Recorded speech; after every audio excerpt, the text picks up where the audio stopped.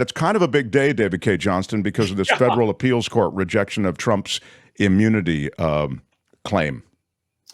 Yeah, and the decision by the three judges really slaps Trump down. It's 57 pages long. And let me read you what I think is the most salient point. It's if anybody wants to look at the decision, which is online at the bottom of page 36. Trump has argued that uniquely as president, he cannot ever be prosecuted for crimes committed while in office, whether he was acting in his official capacity or outside of it. And the court wrote, "It would be a striking paradox if the president, who alone is vested with the constitutional duty to take care that the laws are faithfully executed, were the sole officer capable of defying those laws with impunity." Now, Trump, of course, immediately denounced the decision in a statement that effectively says Joe Biden controls the courts, which, of course, is laughable, and said that he will seek a rehearing before all the judges on the Circuit Court of Appeals. It's called an en banc hearing, ENBANC. He'll probably get it. There's no way they're going to come to any other conclusion, and they might just say there's no point in having a further hearing. This is definitive. He's then going to go to the Supreme Court, and there's no chance he will win at the Supreme Court. Justice Alito and Justice Thomas, who, like their late brother, Justice Scalia, operate not from the law but ideology, may do something in Trump's favor. But there's no way that the other justices of the court are going to say the president of the United States has immunity. I mean, after all, if the president of the United States can, with impunity, kill people, he could kill justices who don't agree with his decisions. Wow. So there's no way that case wins. And this is a really important ruling. It's taken a little longer than we thought because they went through every one of Trump's arguments and knocked them down one after another. Now, if you are not a subscriber to the New York Times, you get 10 free articles a month if you register. And Charlie Savage, an excellent reporter, has an annotated version of the decision. You scroll down, he takes out the key paragraphs, puts them in yellow highlight, then explains what they mean. And I was thinking about doing that until I read Charlie's, and then I went, just speak the latter. Just refer people to Charlie's. Yeah. But let me ask you about the timing of this, though, David, meaning the amount of time these things take. So if the SCOTUS decision or perhaps rejection, you can comment on that. They don't have to take the case and consider it at all, right? That regardless of how that might go, and it seems as though that, as you suggested, it would go against Trump. Regardless of that, it takes time, doesn't it? Isn't that what Trump's really doing, is killing a clock? Well, yeah, Trump is trying to run off the clock on the theory that he gets back into the White House and then he tells the Justice Department to remove all of these cases against him. And he argues that as president, the state level cases in New York and Georgia can't go forward. That's Donald's game. There's the decision on whether to have an en banc hearing ought to be made very quickly. I mean, Trump has, I think it's 10 days to make the formal request, and you watch, they'll wait till the last moment just to do that. But there's no reason, if they're not going to hear the thing over again, there's no reason for them to do anything but just deny it. And the Supreme Court only takes a little tiny fraction. I mean, a little itty-bitty fraction of 1% of the cases it's asked to take. And it can just reject hearing the case. Now, the court will be faced with discussions internally about this is a historic and unprecedented action. It's what in the Latin is called sui generis. And so my guess is the Supreme Court will take it. They'll put it on an expedited schedule. And once they act, the case before Judge Chunkin is back on. So that's what we're talking here about what should be no more than a few weeks. Oh, really? Okay. It's Donald. The court can delay as long as it wants. The Supreme Court can say we're taking the case and sit on it until after the election. That would be, I think, unconscionable, and there'd be a lot of noise made if they didn't. In the Watergate cases, those were handled in a matter of weeks from filing to appeal up to the Supreme Court, where the Supreme Court made very clear presidents of the United States are no different. They're not kings. They are no different than anybody else. They are subject to the law. This, they refer to this being a constitutional matter. I mean, the three judges in this case involving Trump's claim to immunity, and they suggest that the Constitution itself is at threat if you give presidents a free pass. That said, David, there is a reasonable argument for some protections that the executive should have. Sure. I mean, you don't want the president of the United States having to turn away from his duties because some crank has made a colorable claim that the president stepped on my foot while walking a rope line of guests, and I want $1 million of damages. The courts have held that you can hold off the trial of a civil matter, but in the Jennifer Flowers case, the longtime mistress of Bill Clinton, the court said you can't hold off giving your testimony. And when Trump tried to not testify, Chief Justice of the United States, John Roberts, wrote the opinion that begins by saying the courts are entitled to every man's testimony. Presidents are not kings, citing 400 years of American and British law to establish that the president is subject to the law. And Donald knows perfectly well he's going to lose on these things. So all he's trying to do is muddy up the works and delay. Delay.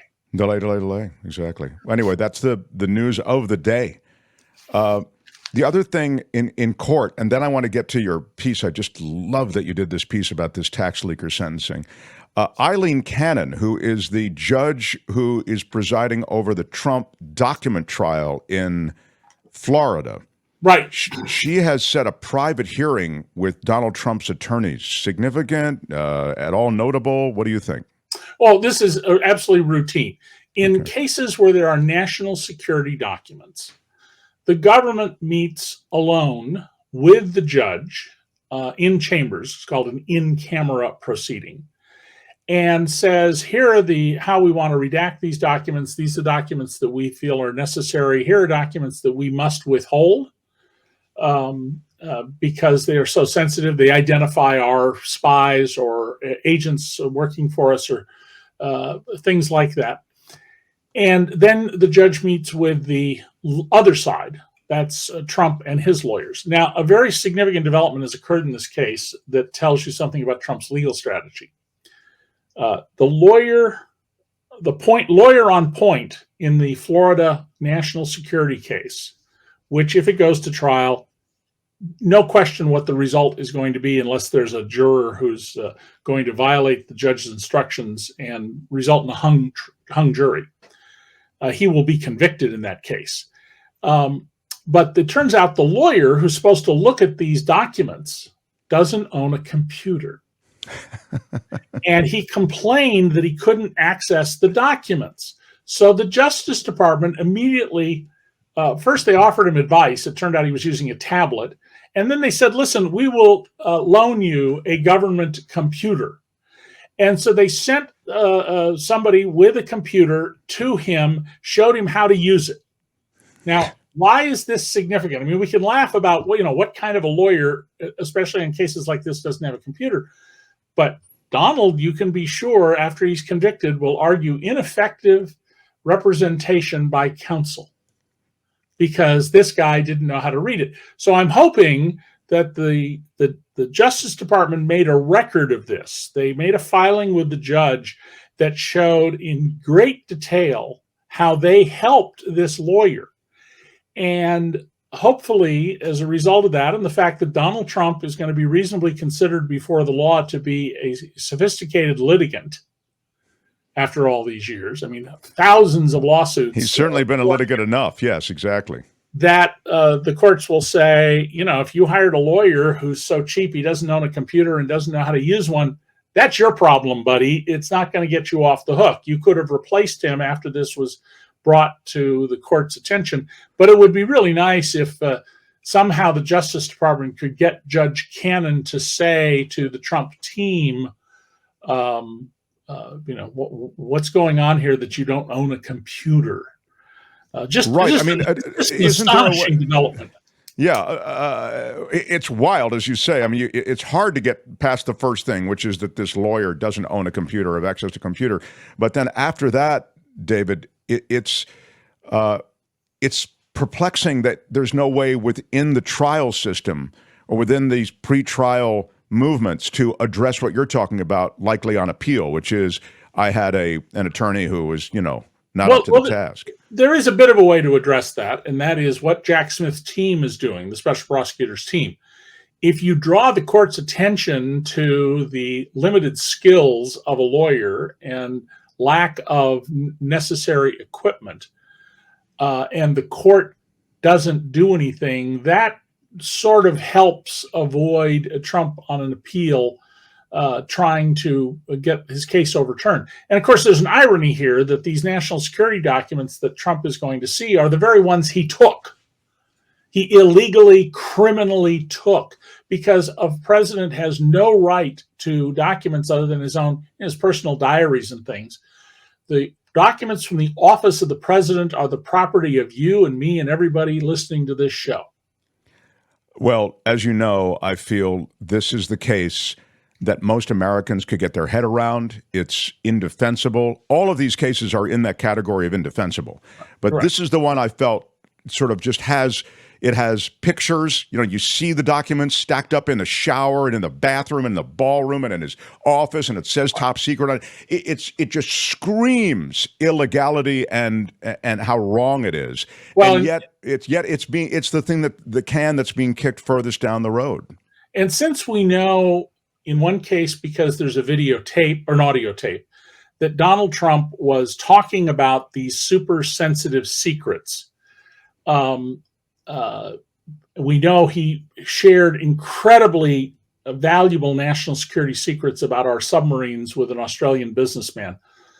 The idea that those were one-offs is absurd. I wrote a piece in August of 2022 that Donald doesn't know anything about national security. He claims to be the world's greatest expert on ISIS and military strategy. And, it's all just bluster, but he knows value. And he took documents that he knows have value. And my guess is that we know that he has given documents to our enemies or hostile nations and interests that you're never going to hear about in our lifetimes, because it would endanger the national security. And Judge Eileen Cannon, if she doesn't start acting like this is a matter in which our whole national security is at risk, is going to have a terrible legacy. But she may have the same attitude Donald Trump does when he was asked about his legacy, and he said, "What do I care? I'll be dead." Yeah, I mean, she certainly seems to be playing on Team Trump. And you mentioned video. I mean, there's video of him after having received affidavits. There's video of the documents being moved around Mar-a-Lago. Yes. And he's got the obstruction thing too. So anyway, but that case is. Can I drag you into the Engoron case? Oh, please. Okay, so the Engoron is the go ahead. Yeah. In New York State, Attorney General Letitia James is suing Trump and seeking $370 million in disgorgement and penalties because of his persistent fraud. Well, the New York Times reported last week that Alan Weiselberg, Trump's money man, is negotiating a plea with the Manhattan DA, Alvin Bragg, who has a criminal case against Trump over the Stormy Daniels payoffs, for perjury, that he perjured himself, that is, he lied in his testimony before Judge Engoron. Judge Engoron has now notified the lawyers on both sides he wants to hear what's going on. And if, in fact, Alan Weiselberg lied, and I think the evidence is pretty clear that he did, that's very bad for Trump. First of all, the judge can reasonably draw the inference that all of Trump's defense was based on fraud in a case about fraud. He can penalize Trump for that, order punitive damages for soliciting and allowing this testimony. He can go after civilly for contempt Weiselberg himself. And this means that any false testimony Weiselberg provided in the civil trial before Judge Engoron over fraud could be used against Trump in the criminal trial over the Stormy Daniels payoffs, and possibly, if it's relevant, in the Washington, D.C. insurrection case, the Georgia overturn the election case, and the Florida national security documents case. And Donald, I've written about going back many years, his efforts to pressure people to lie and deny, as he's lied and denied, he's just never been held account for this. But if they've got Weiselberg, and they do, by the way, Alan Weiselberg testified that he didn't know certain facts. Dan Alexander at Forbes magazine, who is the person assigned with valuing Trump's fortune every year, I think, and that's what Trump wanted more than anything, always to be in that. Donald is his money. I mean, the reason he has said he hates me more than any other journalist in the world is really about the 1989 article or 1990 article that we stripped across the top of the front page of the Philadelphia Inquirer above the masthead. I mean, almost never do reporters get the masthead put below their story. And the lead, at least as I wrote it, it was edited a little bit, but as I wrote it was, you are probably worth more than Donald Trump, because he had a negative net worth of about $300 million. And, very few of us would have that situation. You really did pull the curtain back on the wizard there in such a big way. There's never been anything like this. Yeah, all right. I think this is a very important development. And Weiselberg, of course, he's not going to want to go back to Rikers Island. Right. He did spend time at Rikers. I mean, that's what would suggest, this is a guy who really took the fall for Trump in his earlier testimony. But now you're saying, no, that's going to be the end of it. He's not. I mean, how is he willing to? I mean, he could get 5 years. Is he willing to go to prison for 5 years? So that's why he's trying to negotiate a plea deal. And the key thing in that plea deal is going to be, is he going to turn state's evidence and testify against Trump? My guess is that they'll give him a deal where he doesn't have to do that, because he has no credibility at all now. I see. And better to present things and say this was all perjured testimony than to put him on the witness stand and confuse things. But that's a legal strategy issue. And while I teach law, I'm not a lawyer. I don't know how you would do that. That's what the prosecutors will decide. And both Alvin Bragg and the other governments, they have really solidly experienced prosecutors who know what they're doing. Arthur says Trump will say Weiselberg is doing it for Biden. Yeah, that's not outside the realm of possibility. So I wanted to bring up two other things with you, if I can. I know you. I want to get to the tax thing. Don't let me get away with it without the tax. No. Thing. The IRS leaker, you mean? We'll do that. Yes, the IRS next. leaker, exactly. The one I wanted to bring up before that is, I had mentioned on this show a couple of times that I was working on a big story about pay. It's at the New Republic, and you can sign up for it for $1. But I have been documenting every year back to the early 90s what's happening to overall incomes and to pay. So over this time period, the short story, the simple story is there's an enormous growth in inequality. When I first started writing about it in the mid-90s, people told the New York Times I didn't know what I was doing, and that's nuts and whatnot. Then nobody could ever show any error. And of course, time has proven I was right. Well, the share of total American income that comes from wages is falling.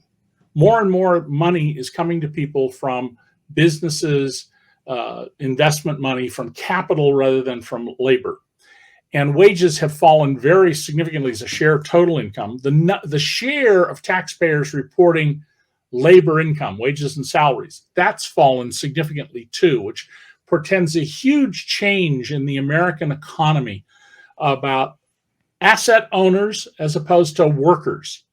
And because worker unions have been decimated since Ronald Reagan, they've gone from 37% of all workers in the mid-70s to less than 6% now.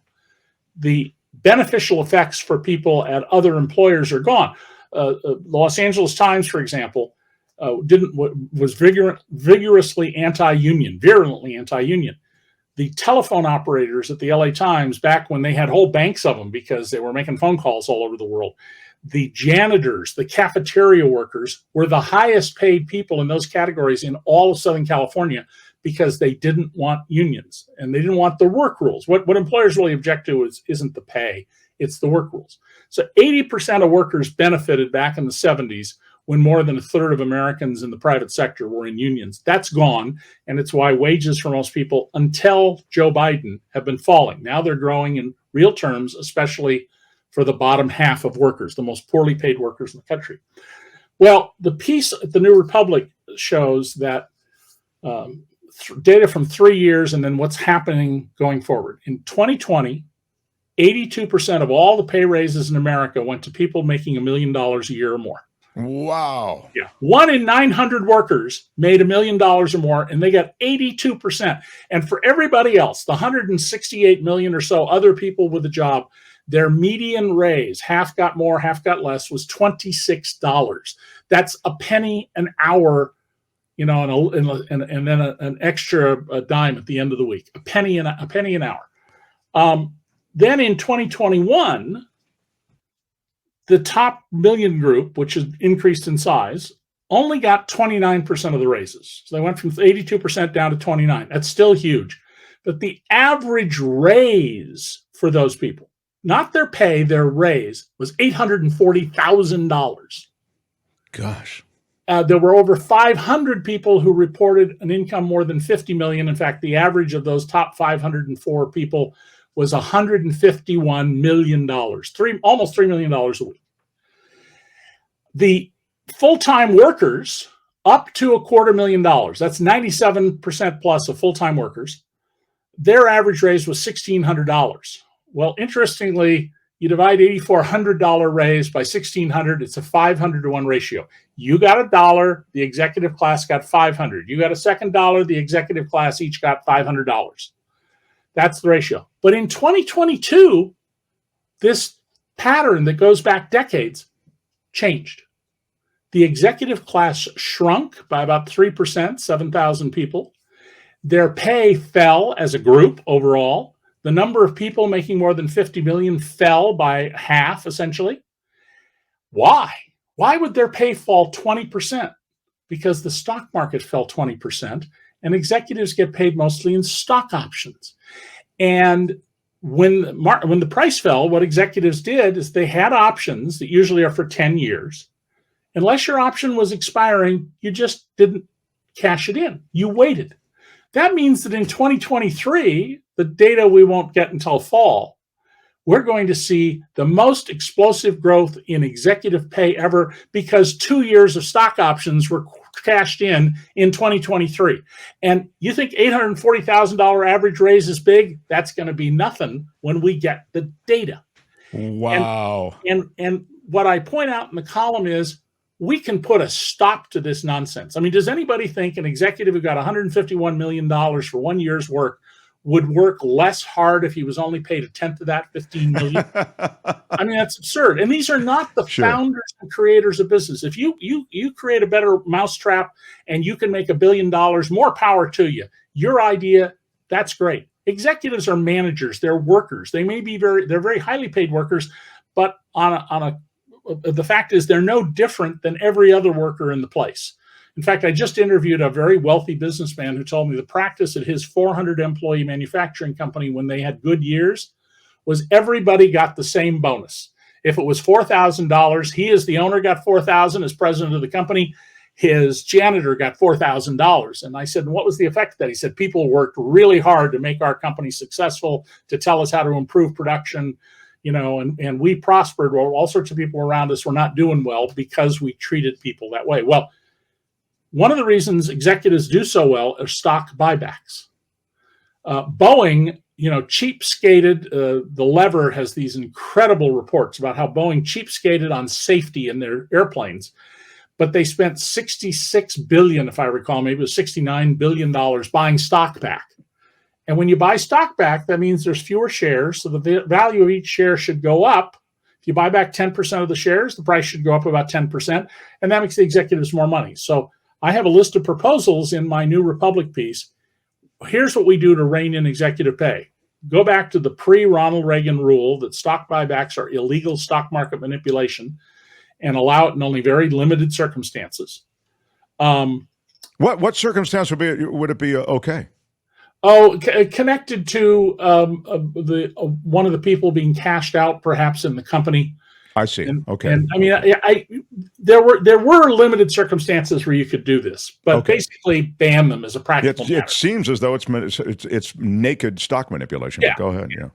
And secondly, impose a rule that the rule currently is that you get stock options at the price on the day that they're given to you. So if it's $10 a share and you wait a couple of years and the stock's at 50, you exercise the option, you made a $40 profit, which is taxed as wages in most cases. I propose that if the market overall has doubled in that time, then the option price goes from $10 to $20, doubles. Now you only make $30. You shouldn't get a free ride from the market. And we could perhaps even have a rule that adjusts for having a fewer number of shares out there, the value of the stock option, because that's another way to manipulate the market. Then I suggest that we should think about going back to much more progressive tax system. Right now, the top federal tax rate of 37% cuts in at about $700,000, and that's roughly the entry point for the 1%. The bottom half of the 1%, those are two-income career couples who work all year to make $700,000 or $800,000. I mean, I'm not feeling sorry for them. Don't misunderstand me. Right. But they work long hours each. You know, it's like a doctor married to a lawyer, an accountant in a big firm married to a school superintendent, people like that. They work all year, and they pay the same tax rate as people who get $151 million. So why not have a higher tax rate at $1 million, $2.5 million, $5 million, 10, 25, 50, 100, since we have people making over $100 million of pay. And if we were to raise the pay level to 70% at the top level, that's what it was when Reagan took office, I believe it would discourage huge paychecks for this reason. I want to give you, as my CEO, Mark, $100 million this year. If the tax rate is 70%, that means that to give you that, I have to give you $300 million. Right. Give the government $200 million, and then Sure. you get the balance of $100 million. And you can be sure there will be shareholders who will file lawsuits saying this is a waste of corporate assets. This is inefficient and it's wrong. And there is no utility to this money. If you're a deal maker like Carl Icahn, you can't ever get enough money, but you mostly put together money from other people. But if you're an executive who's supposed to be working 50 hours a week for the company, what are you going to do with $100 million? That's absurd. It has no benefit or use. And if you've got 1 million workers, that means they're each out, $100. If you've got 100,000 workers, they're out $1,000. If you've got 10,000 workers, they could have gotten $10,000. And I've done examples of this where in one case, an executive got such a big paycheck, a computer company, that if everyone had gotten his bonus, they would have gotten a $132,000 bonus. And that year they got nothing because the executives took all the money. And this is not good for social stability or anything else. But my point is we can address this. So what I hope people will do is go to the New Republic, give them the dollar, get my article, call your congressperson, call your neighbors, write a letter to the Chronicle or the LA Times or the San Jose Mercury, a very brief, concise letter just saying this is absurd and we need to put a stop to this. People aren't getting paid what they contribute to companies because the executives are looting these companies, and that's what they're doing. And it's not like they're making these companies great. They're not. When you do write General Electric. Yeah, there you go. Wow, what an example. I still can't get over the $151 million on average. For 504 people. That's just for their crazy. Work, not their investment success, their labor. Yeah, that's what they're being paid. There's some other reforms that I put in there that yeah. So check out the piece at the New Republic. I also would suggest that when you write to the LA Times, Chronicle, Merck, etc., you might put a link into David's piece. All right, now and I'm so stressed on time, but I do really want to get to this. So this kid goes in, he becomes an IRS employee for the government. A consultant. He's a consultant. Thank you. Okay. And he leaks the tax returns of both Trump and others who are, high net worth individuals, and we find out that there are no taxes being paid. And then in the court case that the government brought against him as a leaker, it was crazy to me. I mentioned this, I think I mentioned it yesterday, that Rick Scott is at the victim's, what do they call it, David? A victim impact statement part of the case, where he's talking about Rick Scott, the biggest Medicare fraudster in the history of this country. And he was CEO of a company that paid a big fine, but he never did a day of prison time. Rick Scott ran a $1.5 billion fraud on the taxpayers. There are documents that were stamped, do not show Medicare auditors. My former desk mate at the New York Times, Kurt Eichenwald, broke this story and broke many, many stories about the massive fraud going on. And Scott, to everyone's astonishment, made a deal with the prosecutors in South Florida to not be prosecuted. This is the same office, by the way, that didn't do anything serious to Jeffrey Epstein when they could have. So a terrible case. But here's what's significant about Charles Littlejohn. That's the leaker, yeah. Yeah, and he's not a kid. He's 38 years old. But I called him a kid. Yeah, he worked. Well, if you're my age, I guess he's a kid. Yeah. Charles Littlejohn gets himself hired back at the IRS as a consultant. Once he gets access to all these tax returns, he starts copying them, which is a crime. And no question, it's a crime.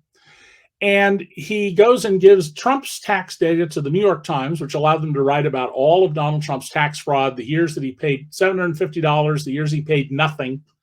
In this century, he's paid nothing. And he then got even more data on 7,000 very high-income Americans, and he gave it to ProPublica, which did just brilliant coverage about things like Elon Musk and Jeff Bezos not paying any income taxes, even though they, at the time, were the two richest men in not America, the world. Well, there have been previous leaks. The last big leak was to me in 2006, I think was the year, about a company in the Bay Area called Micrel. They were a chip maker. And an auditor named Remy Welling was handed a file and told to close the audit of the company without doing the audit. Now, why she was picked is a mystery, because she was a stickler for doing everything the right way, but she began doing an audit. And she quickly found out that a former IRS manager in that office, who was now a big muckety-muck at one of the big four accounting firms, was putting pressure on people inside the IRS. And he was also sort of dangling the implication of, well, get this done, and there's a big job for you when you get your 30 years and retire from the IRS.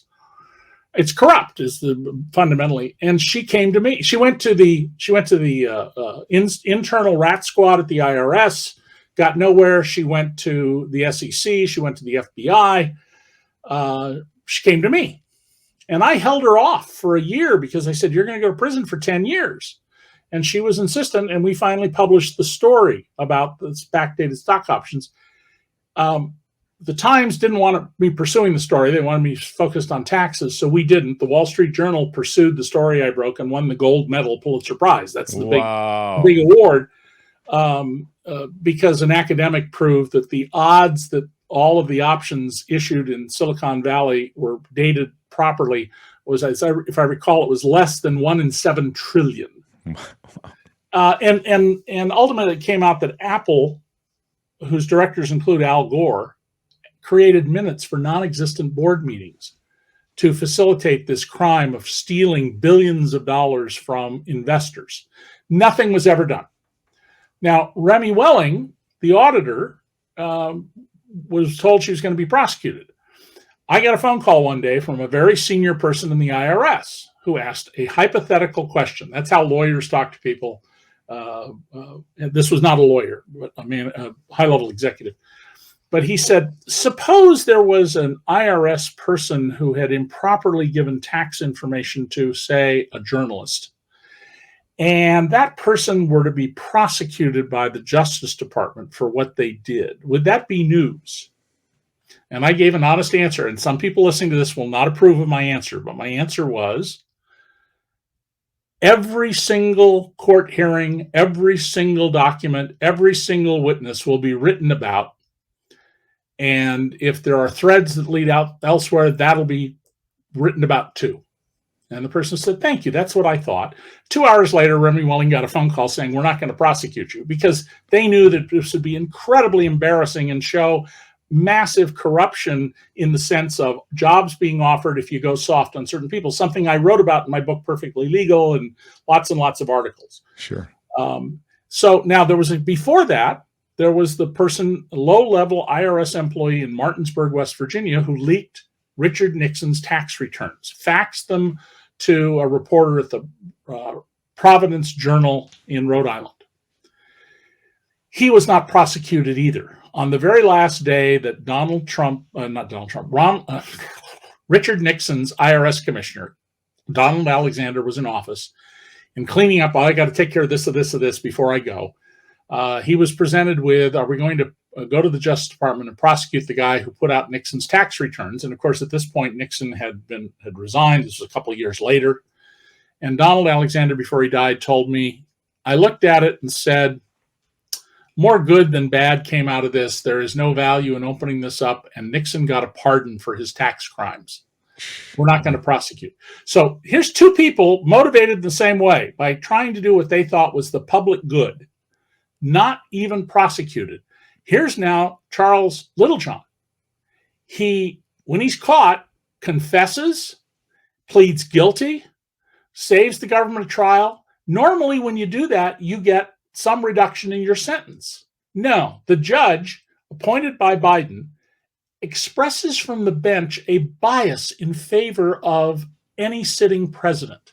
Like we should be more outraged that it was a president's tax returns than yours or Jeff Bezos's, which is improper in my book. Right. If anything, it's worked the other way, but go ahead.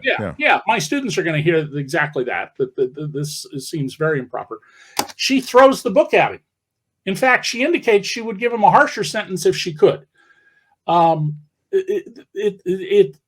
you break the law as a matter of civil disobedience, you take a risk. There's no question about it. You take a risk. The nuns who cut the chains at the nuclear silos, and that's all they did is cut the chains and stood there to make a protest, got long prison terms. That's the risk you run with civil disobedience. But I think this guy got a raw deal. I hope his lawyers are able to get a reduced sentence for him. And more importantly, we need a law. Congress needs to pass a law that says if you blow the whistle, you may present as a defense that you were doing this for the public good. It's your burden to persuade a jury. But if you can persuade a jury that your criminal act in disclosing things was beneficial to the public, you didn't make any money off it, you didn't go out and write a book about it and whatnot, that's a defense. And it either should completely wipe out your crime or result in a lesser crime and a lesser sentence. Otherwise, the forces of keep the government information secret, don't tell anybody about corruption in contracting, tax payments, or anything else, they're just going to continue to gain power. And in Washington, D.C., when I broke the story as I left the New York Times about General Electric running a 30-year scheme to cheat on taxes that was published in International Tax Notes about their operations in Latin America, they went after a lawyer who they said was responsible for my having this story. And I had to go testify at her disbarment hearing. And I turned to the panel hearing this case, and I said, I never met this woman. I didn't know she existed till after the story ran. So how could she possibly be my source? And I said, there's no record of anywhere. And I said, this is just incompetent. And what I get told by a bunch of lawyers in Washington is, oh yeah, well, the big companies have all basically agreed that whenever there's a leaker, they are going to go after the law licenses of any lawyers who help the leaker. They're going to go after anybody who was the leaker if they can, because they need, in the internet age, to shut down all the leaks. Well, if you don't have leaks, you're never going to know about the corruption in the government. That's just so right, David, and I'm just struck by what you've said, which is essentially, you can hang your future in the gulag over anyone who is, in whistleblower type category against the U.S. government. And you write about it well in DC Report, and you also cite some history that I wasn't aware of. There's a lot in here I wasn't aware of. I thought I knew the case. I was really outraged by the case when it first came down. The idea that the sentencing took the kind of narrative that it did. But you talk about sort of the history here that's really great. So we're going to link to it in our description at dcreport.org. That's David's piece. We'll also link to the other piece. Yeah, the New Republic. Thank you. To the New Republic piece. So that magazine under a new editor has been completely revived. It's full of incredibly great stuff every day. It used to be, it went through some bad ownership periods, but they're doing stunningly good work. And thank you for letting me go on in great detail about this. I appreciate your indulgence. It's fascinating. It's fascinating. Your stuff is always interesting. So happy to do it. So we'll link to both those pieces in the description of this and also in this video that we'll break out separately and on the podcast. David, thank you. And I look forward to our next conversation. David Cay Johnston, everybody. Hi, it's Mark, and I thought that was great. Hit the notification bell. You'll know whenever there's a new video being dropped, and please subscribe to our channel to help us save the universe.